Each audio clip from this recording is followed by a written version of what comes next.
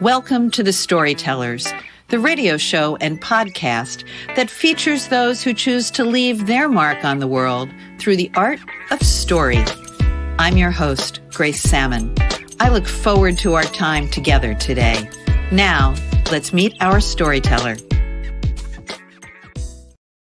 Welcome to episode 79 of the Storytellers with Lisa Rosenberg and Embers on the Wind.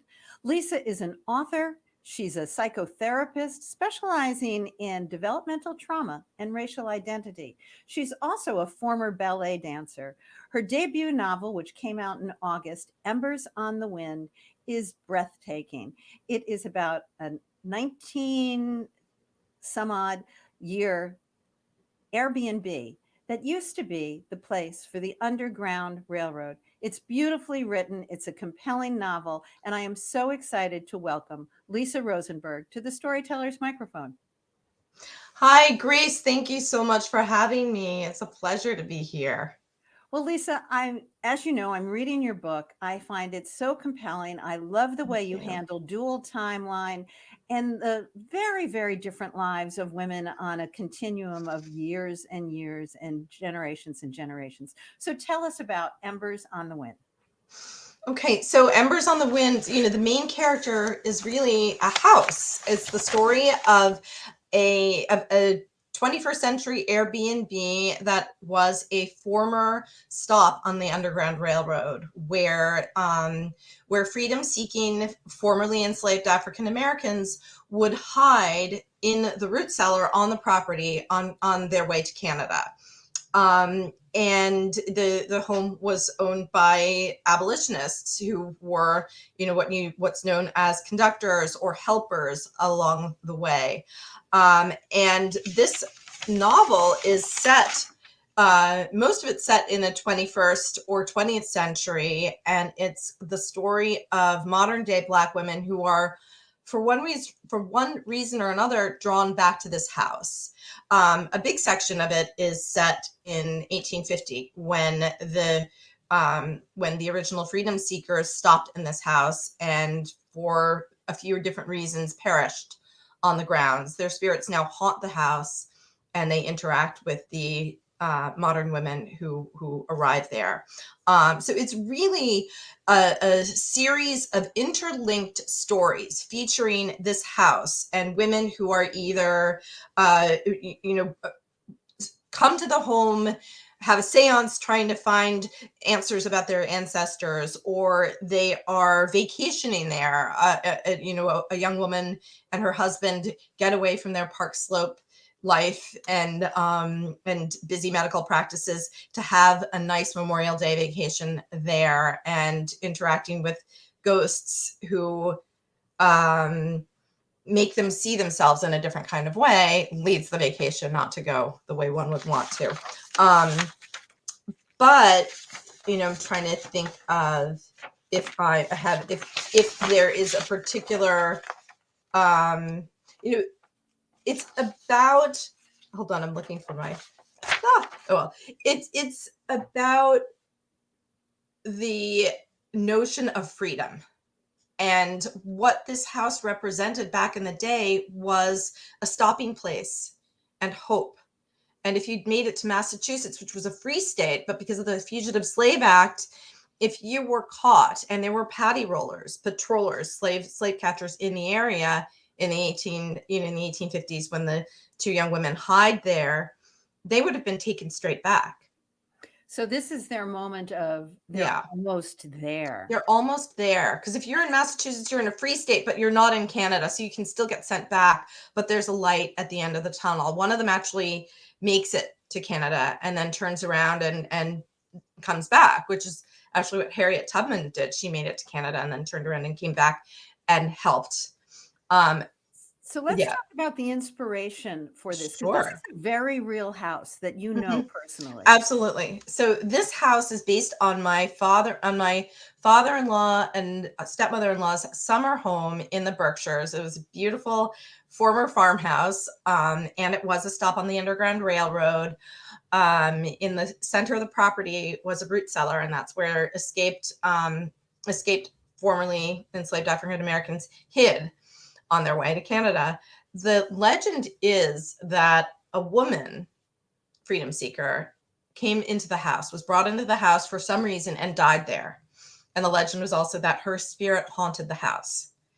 And I used to think about her all the time because, as you know, my husband is white, as is his family. I'm not, though my mother is, and she came to visit us there too. But I thought of myself and wondered whether or not I was the first African American woman that this spirit, this spirit who was a freedom seeking, formerly enslaved person, had met.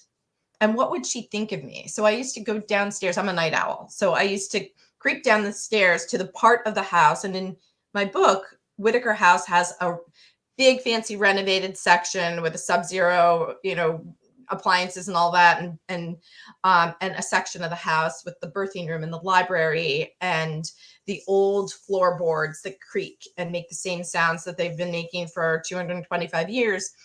The house was really like that. There was the renovated section, and then there was the old, we would call it the old part of the house. And it did have a birthing room and ancient wood and wrought iron fixtures and things like that. And I would walk into that part and I would sit in the library and,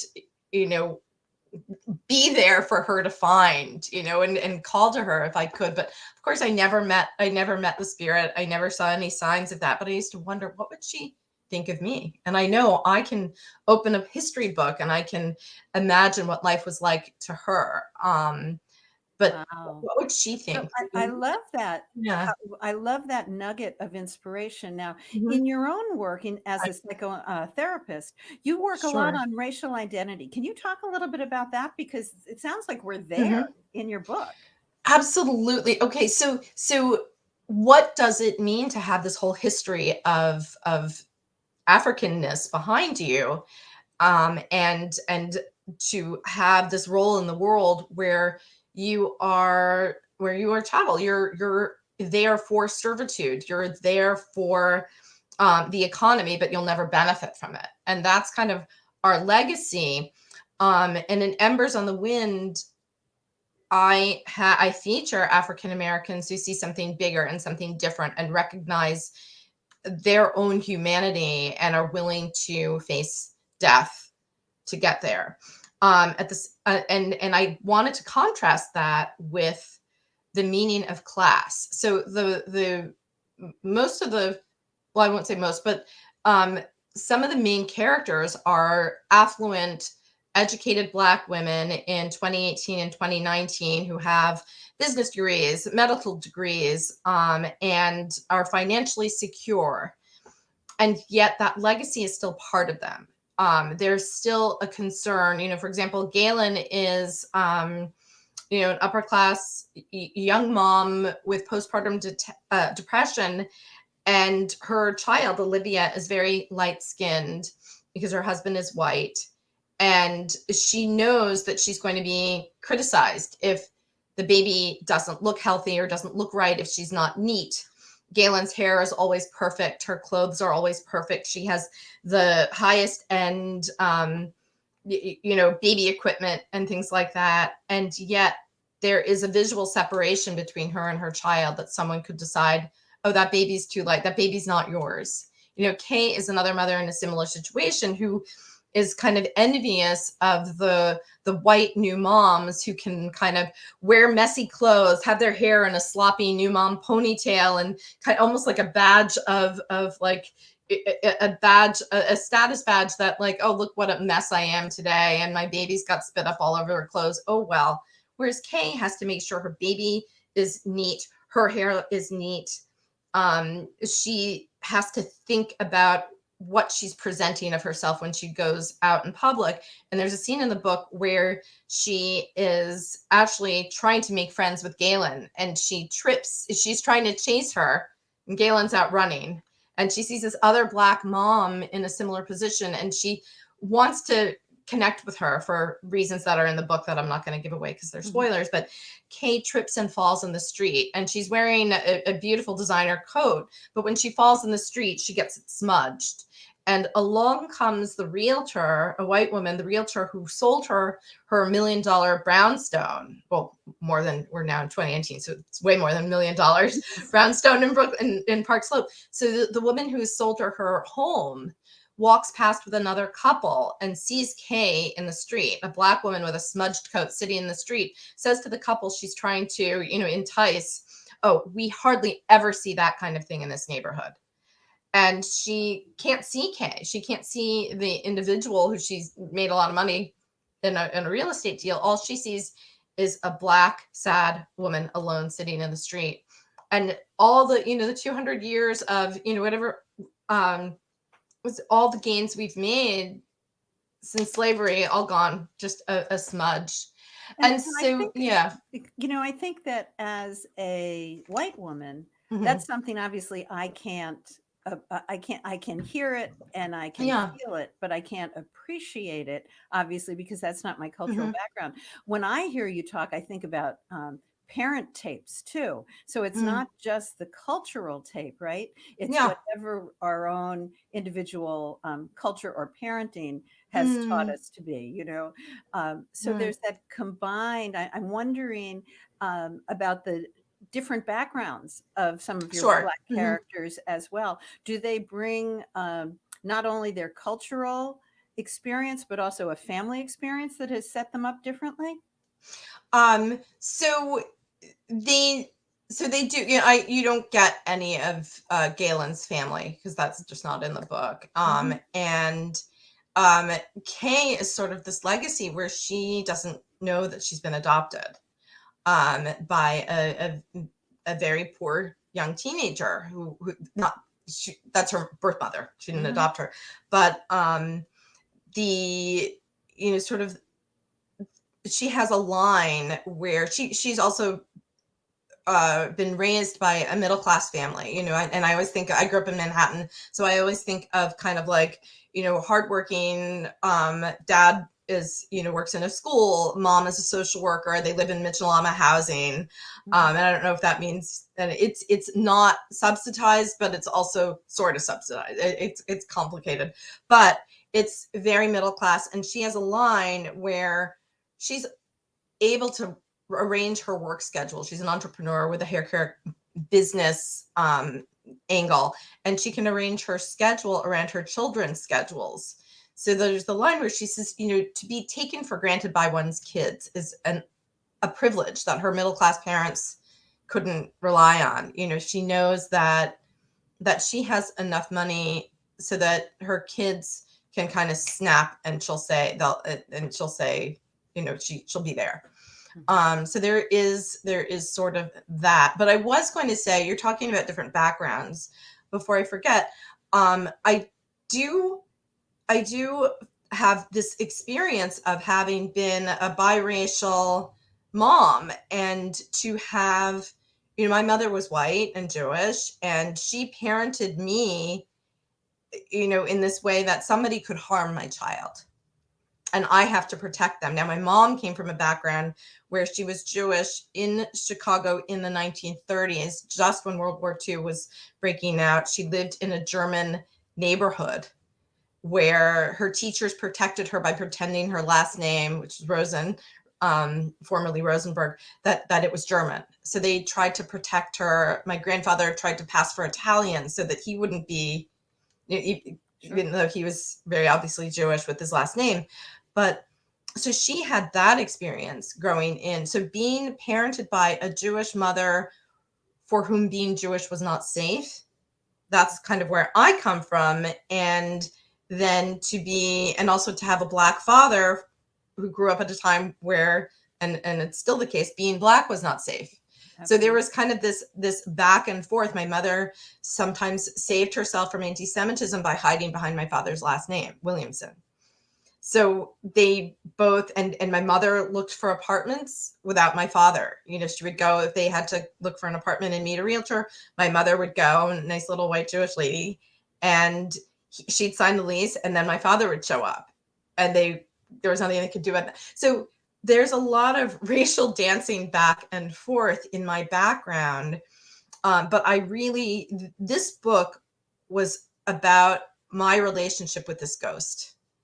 And the fact that I could wonder about this ghost and say, what does she think of me? Well, I've got these privileges. I have this white husband that I'm ordering around when I'm pregnant and get me a glass of water, get me this. What does she think of that? And does she think, oh, I've really arrived. I have all the freedoms she sought. But then do I? And why does my child have to look perfect when we go out to the playground? And why do I have to work hard not to look like I'm the babysitter when I'm with my, lighter skinned child? And where are all the other Black people in the house? So there are it wasn't a clear cut, oh, wow, this ghost will be so happy to see how I've arrived and Well, how it's all better now. that's one of the things I love about your novel. It's very Mm-hmm. complex. You've got the myriad of stories, you've got the Mm-hmm. dual timeline, and you really are pushing that envelope about what does it mean to be free. Mm-hmm. And have you answered that question for yourself? I don't know, but when you ask that question, I always think of Nina Simone, and her response to that question was no fear. If you are free, you are not afraid. You are unafraid. And I don't know if I answered that at all in the book, but I do know that there exists an external judge. That's the white gaze. And so when the white mothers go out with their messy ponytails and their messy babies and they're spit up and they're like, oh, I'm such a mess today, but it's really a badge of aren't I a good mom? The Black mom has to be accompanied, well, at least in Park Slope, at least in wherever it was, the Black mom has to be accompanied by this external judging voice, which is the white gaze. Be careful you don't look like a homeless person or your realtor will not see you. Be careful your baby doesn't look unkempt or he could be taken away from you. Right. And so we have, in the book is full of, stories about, there's one mother who was one of the formerly enslaved characters, little Annie in 18, who runs away and lands at Whitaker House in 1850. 6 of her children have been sold. She's seen all 6 of her boys taken and sold from her. Yeah, it's just it's so unfathomable. It really, really is. And yet it isn't unfathomable. It isn't unfathomable to these upper class Black mothers who happen to have biracial children who could be taken away from them if they're not careful. It's not that far away. So that was what I was demonstrating, that voice, and they may not be able to identify the voice as this old judgment and assumption that a Black mother doesn't have full possession of her own children. That's actually Does that really make sense? helpful to hear. No, it was very helpful to hear. Yeah. The amount of research you had to do to get this right must have been overwhelming. I mean, obviously you had the house and the house's history. Mm-hmm. But talk just briefly about your research path. So there's a lot.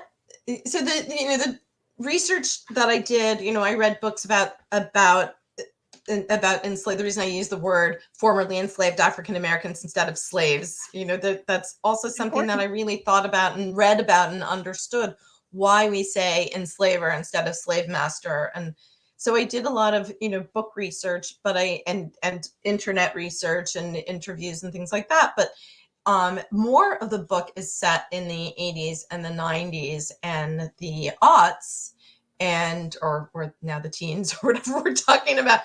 But, and so I knew, I had a lot of my own experiences were in there. The situation where she's told that baby can't be yours and she's breastfeeding, that happened to me.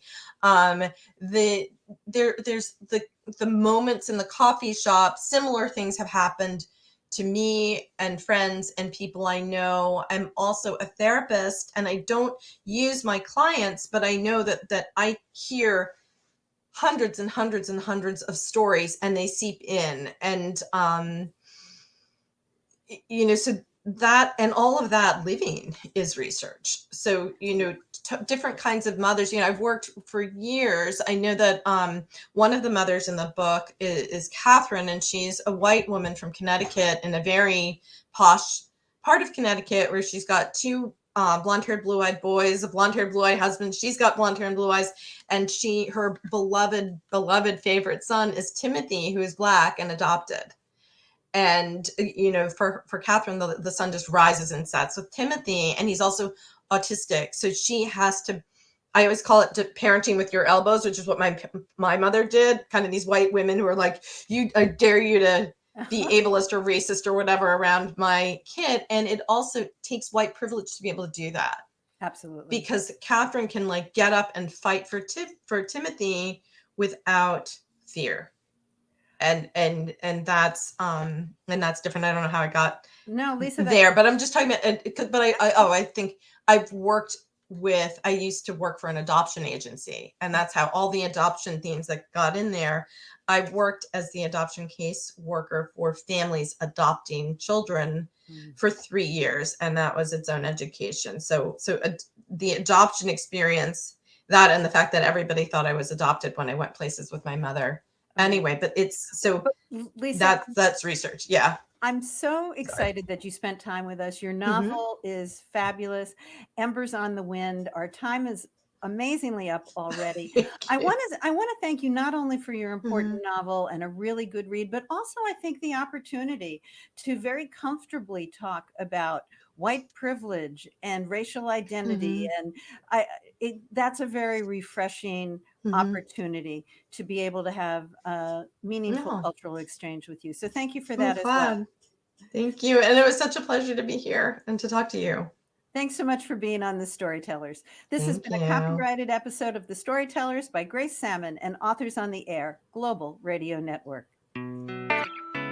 That concludes this episode of the Storytellers. I'm so glad you could be part of the story today. I hope you share the stories, tell your own, and come back for another episode, because when our stories are told, everything changes. I'm Grace Sammon.